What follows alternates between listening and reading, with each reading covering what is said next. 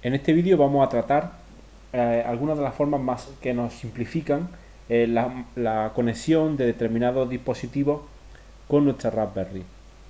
Como hemos visto, en los pines a los que nos vamos a conectar, lo que serían los GPIO, son todos estos que tenemos aquí.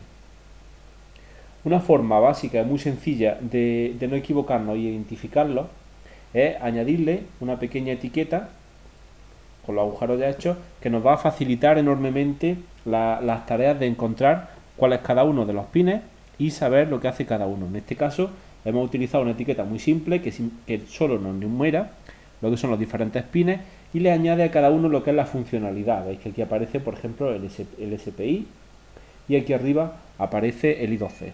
Con lo cual ya tendríamos de una forma muy sencilla la conexión con los... A estos pines vamos a conectar directamente utilizando los típicos cables.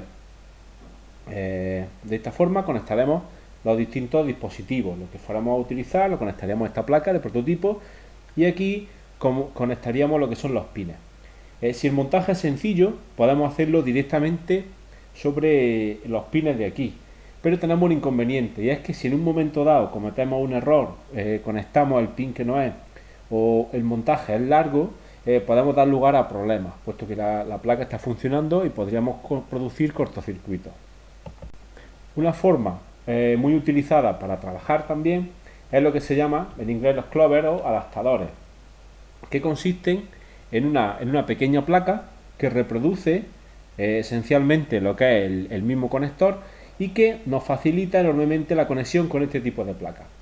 Este dispositivo, que además indica en cada uno de los pines lo que significa, con lo cual nos facilita también bastante la conexión, lo podemos conectar a nuestra placa de prototipo.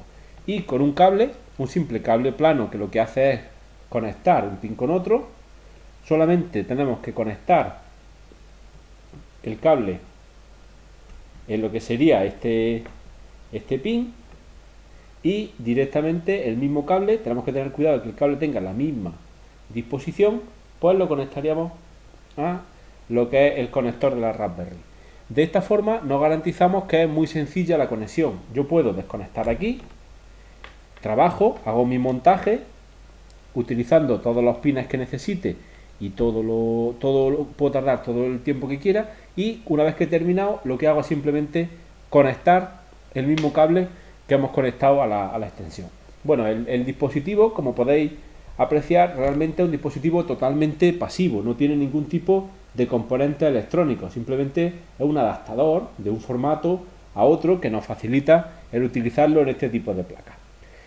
Realmente el coste de este dispositivo es bajo, no es un dispositivo muy alto, se puede encontrar por en torno a los 7 o 8 euros, pero si lo hacemos nosotros mismos, puesto que no tiene ningún tipo de complicación, podemos hacerlo bastante más barato. ¿Qué necesitamos para hacer un dispositivo parecido?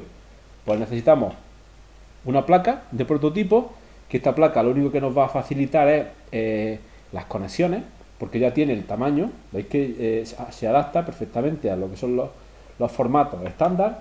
A esta placa le vamos a conectar por un lado lo que son los diferentes pines que pincharemos luego en la placa, es decir, estos pines irán conectados, serán los que luego se claven en la placa de prototipo y un simple conector.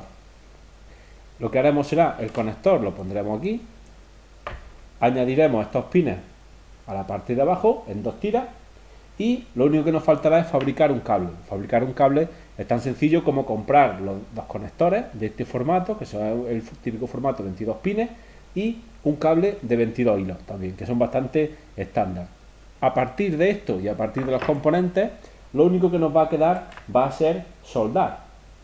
Si utilizamos este tipo de placa tendremos que conectar un pin con el otro, o si utilizamos otras placas de prototipo como esta, que ya traen las pistas longitudinales, lo único que vamos a tener que hacer es conectarlos los dos pines. Veis que este montaje que he realizado yo, lo único que hemos añadido los pines por un lado, los pines por aquí y el conector por el otro. O sea que realmente el resultado es el mismo. Le he añadido un poquito de espacio por si quiero incluirle un LED para que nos indique cuándo está conectado o cuándo no, y poco más. Y tenemos todo lo suficiente. El coste de este sistema, aparte del tiempo dedicado, puede ser en torno a los 3 euros. O sea que realmente Es un ahorro, no enorme, pero un ahorro significativo en cuanto a diseñarlo y sobre todo que lo podemos adaptar. Porque una vez que tenemos este sistema, si yo necesitara hacer un montaje más complicado, simplemente podría utilizar una placa más grande a la que conectaría esto. O sea, imaginaros que yo cojo y hago aquí, en lugar de hacerlo en esta otra placa, si lo hubiera hecho en una placa más grande, podría tener aquí toda la circuitería que yo necesite para mi proyecto y simplemente lo conecto aquí. Tendría accesible todos los pines. Algo interesante que yo olvidé cuando estaba haciendo aquí hubiera sido incluir una etiqueta como esta. Simplemente poniendo una etiqueta adhesiva habría quedado perfectamente claro cuáles son cada uno de los pines y nos daría una información muy valiosa para utilizarlo. Quizás en el caso de un prototipo más general, lo que podríamos pensar es hacer algo así, de este estilo, en el que se implanta en el centro de la placa, dejando espacio a ambos lados para trabajar todo lo necesario.